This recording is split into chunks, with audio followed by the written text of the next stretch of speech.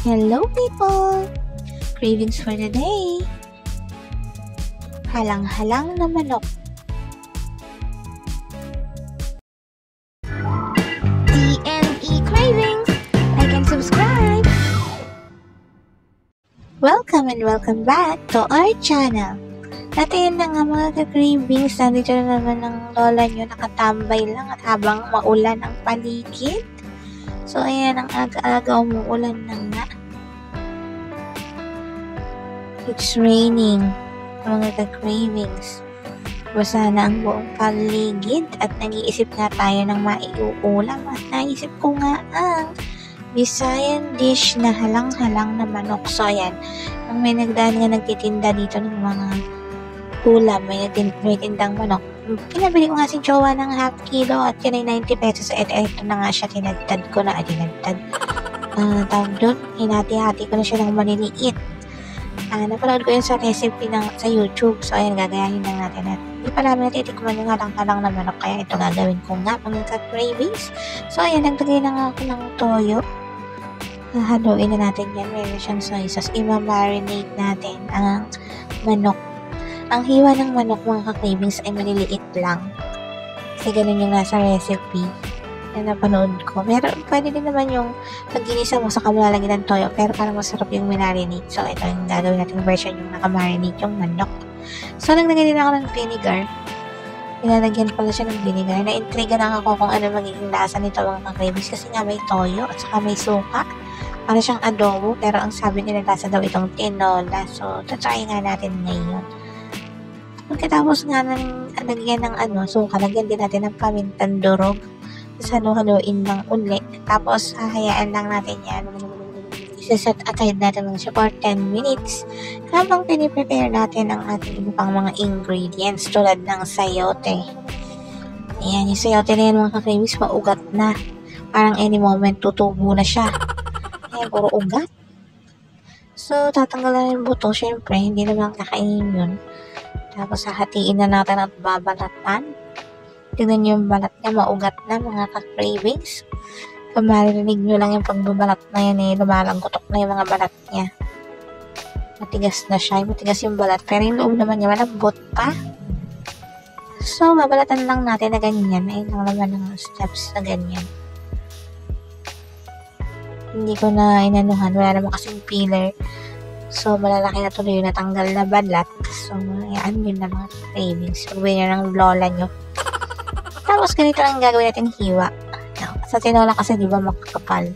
So, ito naman, sa halang-halang, ayan, ganyan. I-strips natin. Ayan, ganyan, strips lang. Ganito lang kaliit, mga cravings. So, kaya ulitin lang natin ulit. Para makita nyo, ayan, ganyan. Parang french fries. Yung ating pagkat ng sayori. Hiwain lang ng hiwain yan, mga cravings. At ulitin ko pa para hindi nyo makalimutan. Para kasi nag-crave lang ako. Nakita ko rin sa isang vlog ni Mr. Big Bite yata yung pangalan ng channel na yun. Siya, Bisaya vlogger. Tapos, nakita ko parang ang sarap nung niluto yung halang-halang na manok. So, tinry ko na din. Total, maulan ng panahon. Sabi niya, masarap doon. Perfect pag maulan ng panahon. So, itatry natin. Hindi pa kasi namin ito natitikman ni Jowa. So, ngayon pa lang. Hindi namin alam kung ano ang lasa. So, ayun ang luya na nga yan, mga cravings. Sinihiwa ko na nga lang din. At yung luya na to ay medyo na siya, matanda ng luya. So, hindi na pwedeng balatan ng kutsara yung balat niya kasi makapit na yung balat. So, ayan. Hihiwain lang din natin siya ng pa-strips na gano'n. Pero pwede naman siguro itong i-mince na din siya para mas malasa. Hihiwain ko na rin siya na parang mince, pero hindi naman mince na todo. Kapag tatatluhin ko lang ito ng putol, gano'n, mga cravings. Ayan, ganyan na nga lang, mga cravings. Tapos, syempre sibuyas. Lalagay din tayo ng sibuyas, ganyan. Isang ganyan. Ewan ko magkano to, pero mahal yung sibuyas. Pero lalagyan pa rin natin para kompleto yung nasa recipe. Para malasahan talaga natin kung anong lasa ng halang-halang na manok. Ganun. So, ayan na nga. Hiniwa ko lang siya ng paganyan din. Mas bet ko lang na pahahaba siyang gano'n para makakain ko siya ng buo-buo mamaya yung sibuyas.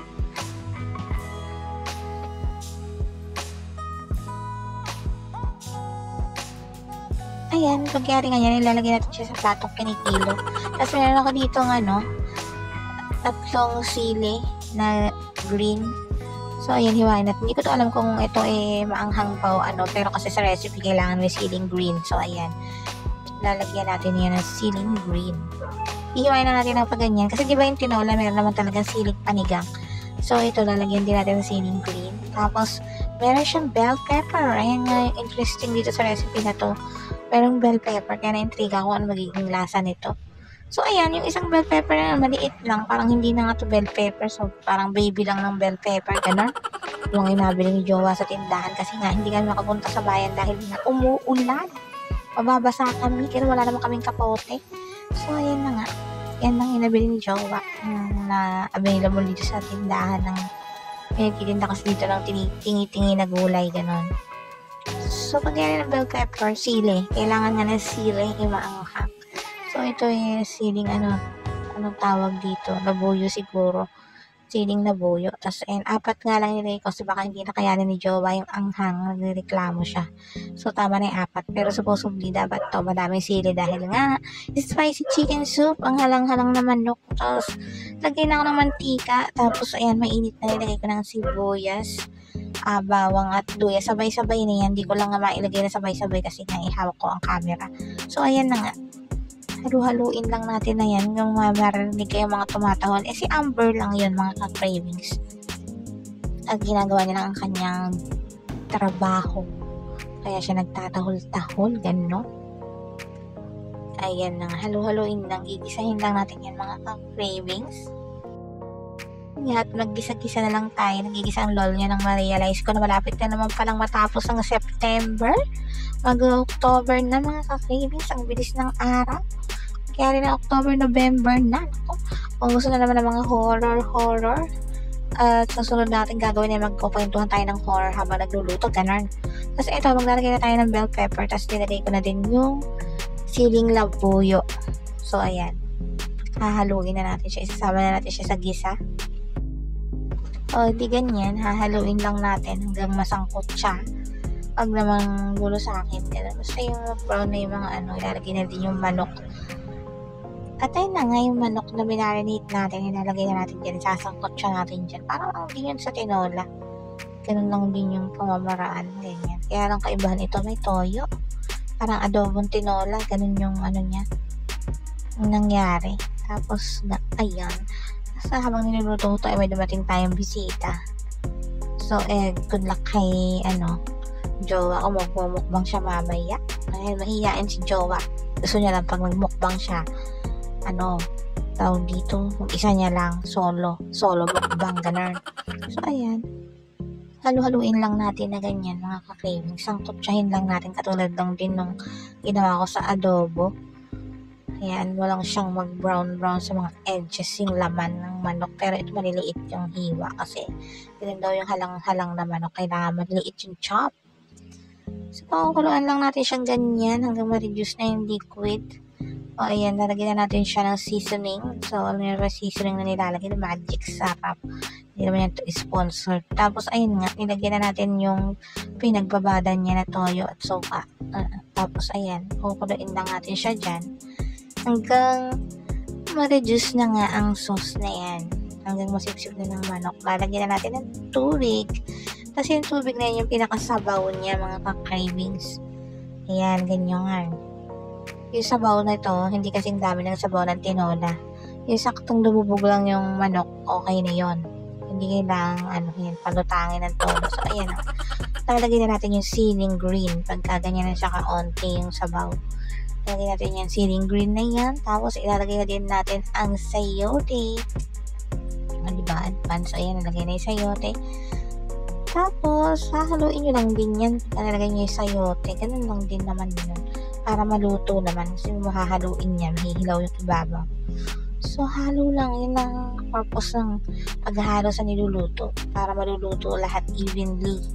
Kasi kung pagpapatong-patungin mo lang lahat ng niluluto mo dyan, shoot ka mga shoot, ganon, malulusak na yung nasa ilalim. Tapos yung nasa ibabaw, hilaw pa. Diba, gabing-gabi ko nagbo-voice over mga ka-cravings, pero ayan, may dumadaan pang truck.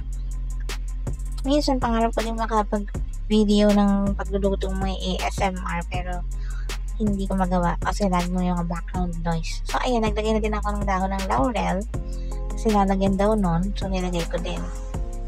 So haluin na lang natin na ganyan hanggang sa ito ay maluto. Ilang minutes na lang luto na to. Pag naluto na yung sayote, okay na yun mga cravings. Maanghang na nga siya. Talagang masasamid ka pag hinigop mo. Hindi ito pwede sa mga hindi sanay sa sili.